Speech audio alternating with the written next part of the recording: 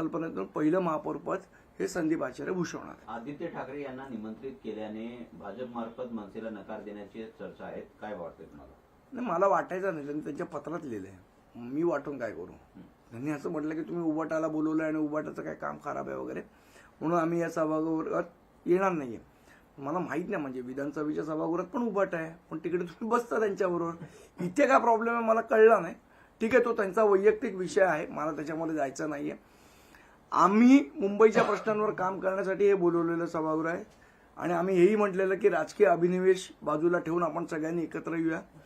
लोकांना वाटलं नाही वाटलं तो त्यांचा वैयक्तिक या सगळ्यात जर पाहिलं तर भाजपचं जे पत्र आहे त्याच्यात त्यांनी म्हटलंय की आमच्या सततच्या बैठका सुरू आहेत. मुंबई अध्यक्ष आशिष शेलार हे रस्त्यावर उतरून काम करतात, त्यामुळे सभागृहात येण्यापेक्षा आम्ही रस्त्यावर उतरून काम तो त्यांचा निर्णय झाला ना. आम्ही आमंत्रित केलं, आता त्यांना यायचं नाही यायचं तो त्यांचा विषय आहे. बाकी इतर पक्षांकडून काही अजून मला रिप्लाय आलेला नाहीये.